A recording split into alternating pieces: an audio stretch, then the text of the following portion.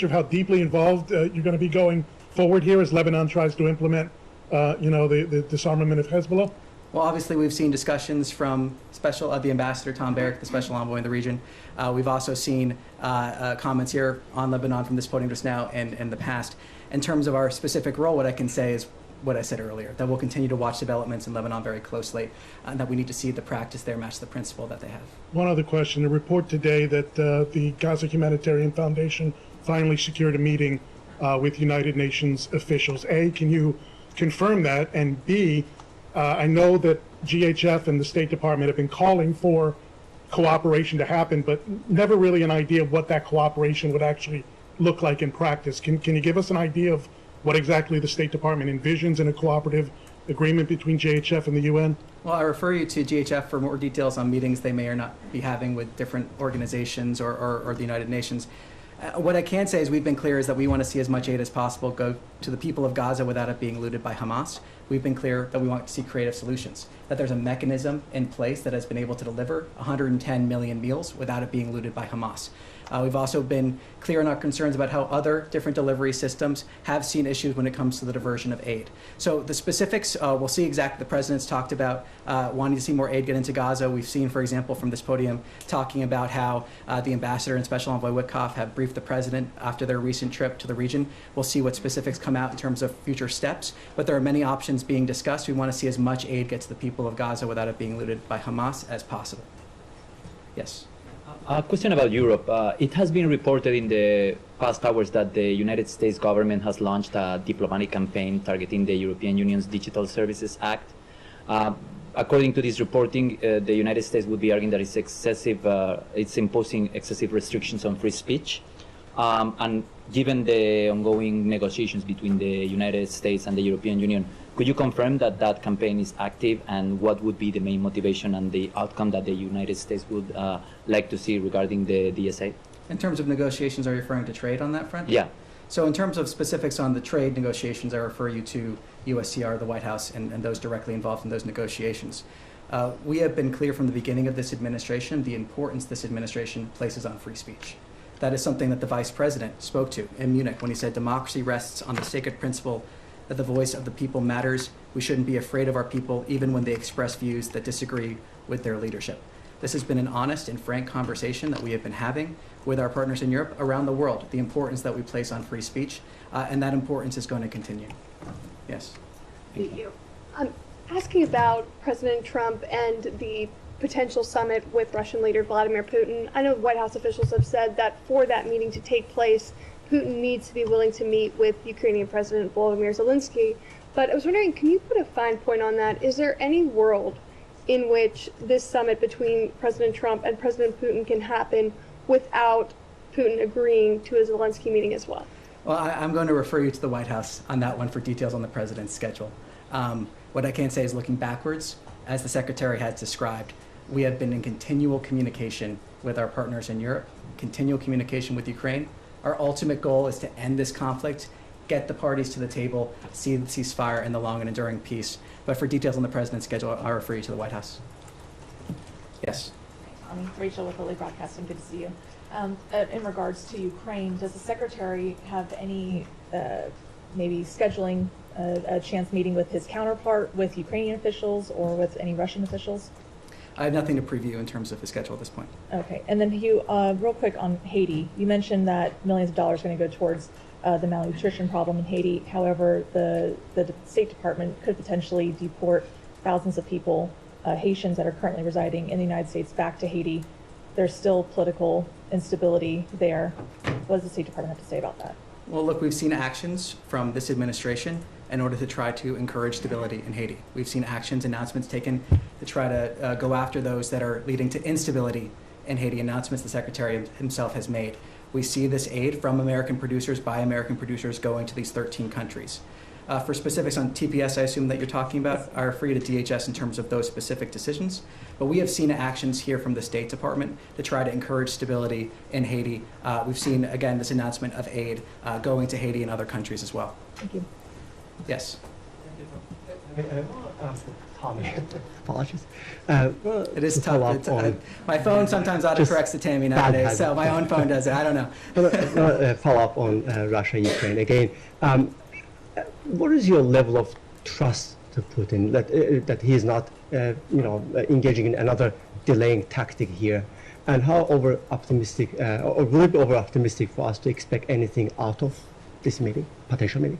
Well, it's not a question of trust, it's a question of actions. The president has described how he's been disappointed in the actions that we have seen from Russia over recent weeks. He's talked about needing seeing actions, not just words. He's described that himself. So this is not a question of trust per se. This is a question of seeing actions to match up the words, but also is indicative of the commitment that we have made clear from the beginning of this administration, that we stand ready to aid in the pursuit of peace, to try to end this conflict, stop the carnage. That is our driving policy here. That remains our driving policy. And getting the sides to the table is key to reaching a diplomatic solution to this conflict. So it's not about trust, it's about action, and it's about doing everything we can to aid in the pursuit of peace and bring this war to an end. And to follow up on Russia again, today marks 17 years since Russia invaded in Georgia. They are, holding Georgian land. They have successfully seems to have implanted their pro-Russian government that is cracking down against Georgian, opposition, civil society. So, do you have any comment on both, Russian occupation and also Georgian government's behavior? The United States Embassy in Georgia put out a statement. I refer you to that statement for further details there. Yes. Hey, following up once again on Russia, Ukraine, you talk about the goal of a peaceful solution. What's at stake if we can't get that peaceful solution from a potential upcoming meeting, if negotiations go nowhere? Well, I'm not going to speculate on what may come out of these meetings. I'm not going to predict the future. What I can talk about, again, is our commitment now, what we have done, what we continue to do, engagement at the highest levels of this administration to try to end this conflict and stop the carnage. We stand ready, like I said, to aid in the pursuit of peace. We continue to do that. So I'm not going to speculate or predict the future, but I can talk about that commitment we've seen already and continue to see. Yes. Thank you. On the West Bank. Sorry? Nothing. Okay. Again, thank you, Tom. On the West Bank, it's been much in the news. We've seen legislators go and visit settlements and so on, illegal settlements, talk about settlements. We know that the Speaker of the House was shown actually a plan for annexation. Now, a group of Israeli academicians issued a paper. They said that the West Bank is actually being annexed very quietly and so on. And the settlers are targeting some villages where a lot of Palestinian Americans go because they go and they build homes and so on to basically discourage development of the West Bank. My question to you, what kind of designation do you assign to the Palestinians in the West Bank and under occupation? Are they an occupied people? What status do they have? Do they occupy, let's say, they have autonomy, partial autonomy, whatever? So can you please give us, if you have a position on what designations the Palestinians have in the West Bank? We'd like to hear it. Well, the position that we do have is that we want to see a stable West Bank that keeps Israel secure and is in line with this administration's goal to achieve peace in the region. But in the short term, we remain focused on ending the war in Gaza. And then once we have broader discussions in terms of what we may see that leads to longer peace and prosperity in the region, I'm not going to preview those here. But we have continually decried violence in the West Bank from this podium and elsewhere, no matter who commits it. And we want to see a stable West Bank that, again, keeps Israel secure and is in line with our ultimate goal to see a prosperous region. Now, the family of Khamis Ayad, who the Palestinian American that was killed last week, have requested the State Department or the U.S. government to investigate the circumstance of his death. He died as a result of fire and smoke inhalation that was started by the settler. Have you talked to the Israelis about this? Do you have any results? Do you trust their investigation? Well, look, I refer you to comments that spokesperson Ken Bruce made at this podium just a few days ago. I'll also repeat here that we have no higher priority than the safety and security of the American people. Yes. Thank you, Thomas. I have two questions. One is related to Europe and the relationship with the U.S. So we've seen in the war in Ukraine a big division in Europe and the inability to sort it out. and how much the issue that we're seeing in Europe, this division, forced the president of the United States to take it over and say, hey, I have to deal with this and try to meet Putin, because the European were unable to kind of put on the table Zelenskyy and Putin.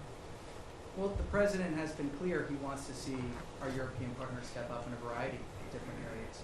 We saw, for example, the recent NATO deal in terms of weapons being sold to NATO, and then they can then give those weapons to who they wish. The president is a deal maker, as the secretary was describing just yesterday. He is a deal maker, and he's able to reach deals on behalf of the American people, but then also that lead to a safer world. So the president stands ready, like I said, to aid in the pursuit of this peace, but he has also been clear that we need to see our European partners stepping up in terms of defense spending, in terms of a whole variety of other measures here, and that remains in terms of needing to see our European partners also step up. Yeah, and if I can ask you, on the other front, will the United States will be involved in on the Gaza and Israeli situation beside the humanitarian foundation? Are there in place any other plan to try to bring this war to an end beside the plans? Well, so I'm not going to preview what decision the president may make. I already described how he was briefed following the trip, Special Envoy Witkoff and Ambassador Huckabee. There's been several different options that have been discussed. The main driver here is creative solutions. We want to see creative solutions, and we want to see a mechanism in place that delivers aid to the people of Gaza without it being eluded by Hamas, without seeing aid diversion. That is the primary goal that we're having here. That's what we want to see. And we've been calling for creative solutions in order to get to that end. We've supported the Gaza Humanitarian Foundation because that mechanism, it is a mechanism in which that has been allowed to happen. 110 million meals that have been delivered to the people of Gaza without it being diverted or eluded, stolen by Hamas. So we're continuing to call for creative solutions. We want to see more people involved. We want to see partnerships, but based under a mechanism that allows aid to reach the people that need it. Thank you. I'm going to ask two questions. First, just following up on your topper. Can you tell us a little bit more about when you expect the RUTF to actually move? And can you clarify, is this the same food aid that was previously frozen as part of the review? Well, we had another announcement on food aid. I'm not entirely sure what you're referring to there specifically, but there have been two recent announcements on food. What I can say in terms of this proposal is that this proposal is for 11,285 additional metric tons of RUTF under this award. In terms of these commodities are currently held in warehouses operated by the RUTF, and they're produced by producers in Rhode Island or Georgia. The details of this specific procurement are sensitive. It is ongoing. We've announced this intent to have the $93 million worth of drawing down and an additional procurement. When we have additional information in terms of exact timing, we can. Sorry, Tom, And can I have one more on? Say that on this specifically, this is stuff that is, comment said that you're drawing down the entire stock in position of supply. And then replacing it as well. So it's Yeah. But all of this stock that you're distributing, these many 1,285 tons, was actually purchased and sent to these warehouses in the previous administration? Is that correct? Well, I'll find out exactly when it was sent. I know that there's the 11,285 additional metric tons. So in terms of the breakdown of how much of that is additional versus pre-positioned, I can't speak to Well, now. you said it was additional, an additional 93 million. Okay. Yes, excuse me, that was request for proposals to producers for the additional 11,285 metric tons. So that's all gonna be new. That was the request for proposal for additional metric tons. That is what I have here in terms of making sure I get you the exact specifics on the numbers. I just wanna know if this is food assistance that this administration has put into these warehouses, or if it was food assistance that was put in under the previous administration, some of which, as we know, was destroyed. Yeah, so as I was going through the numbers, I do have a breakdown here. Benefit of having some notes here. So the entire pre-positioned stock of RUTF is 1,209 metric tons, but the funding will also be used to order the production of an additional 11,285 metric tons. Thank you. Can I follow up on that one? Now that the Israeli Prime Minister has confirmed in a Fox interview his intention to occupy all of Gaza, can you speak a little bit more on the U.S. position on this? Do you see this as a way that is helpful to secure the release of the hostages still being held there and to see humanitarian aid flow? Well, what I can speak to is our policy. and our initiatives here. And our three focuses, as the Secretary outlined yesterday, remain getting humanitarian aid into Gaza without it being looted by Hamas, remains seeing the hostages released, and remains making sure that Hamas cannot continue to exist, because there can be no long-term prosperity with Hamas as a governing force or otherwise within Gaza. So that's what our policy is, that's what our focus is, that's what I can speak to. For further details on Israel's policy, I would refer you to the government of Israel.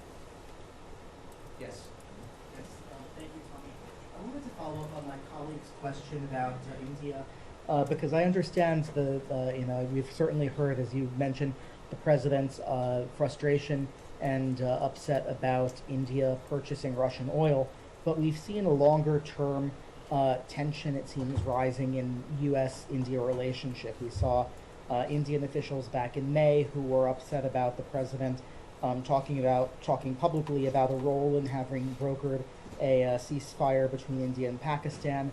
We saw the meeting with the Prime Minister of India that was supposed to take place at the G7 in June canceled because the president had to leave early to return to Washington, and now this tension over tariffs.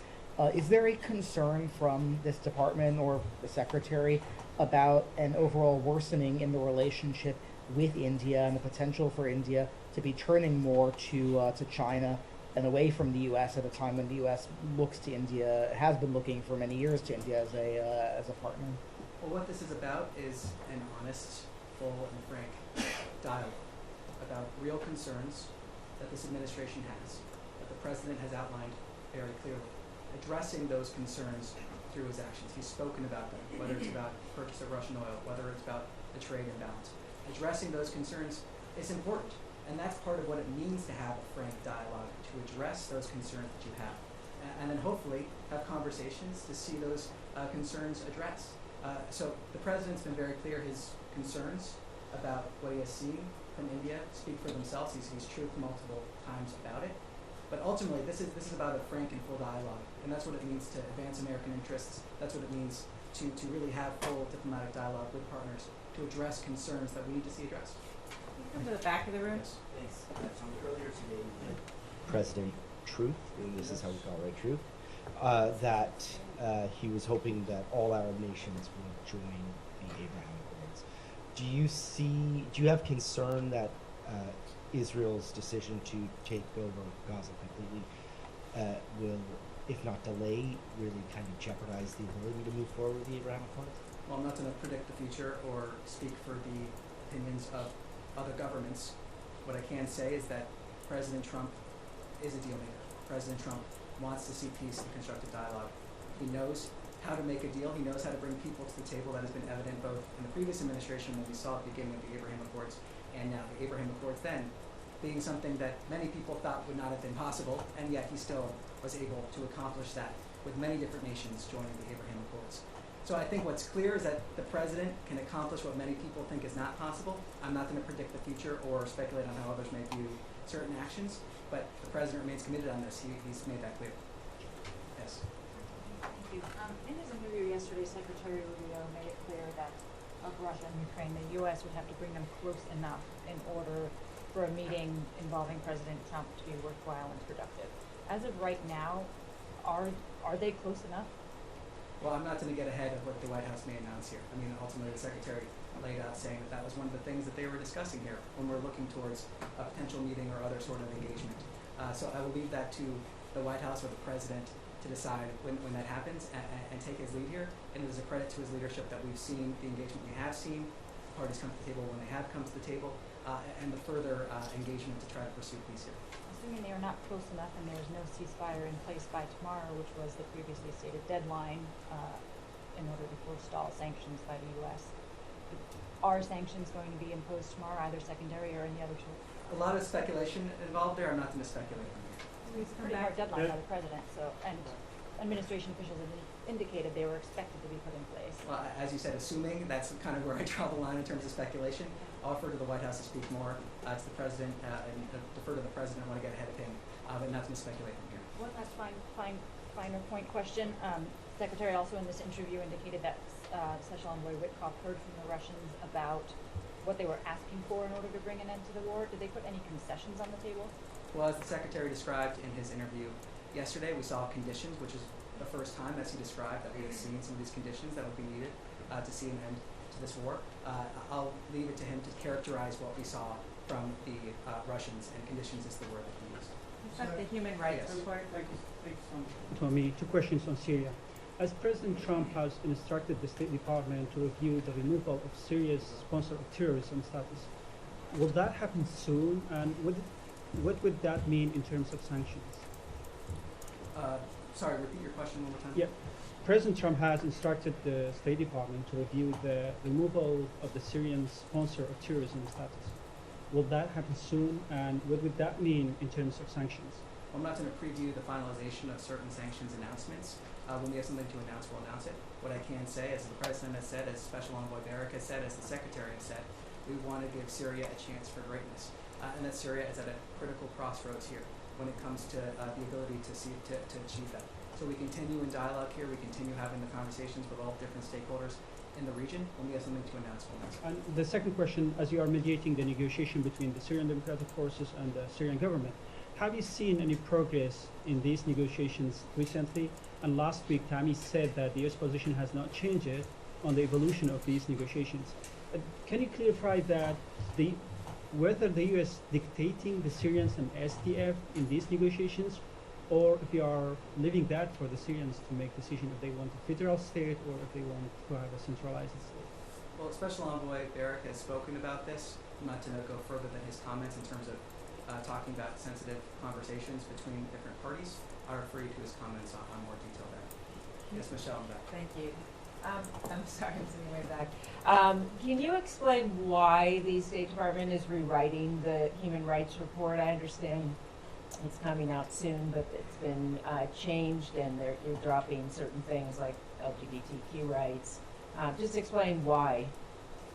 Yeah, what I can say is that this human rights report, in terms of the one that is set to come, just for people watching at home, is set to talk about 2024. It is a series of reports for different countries.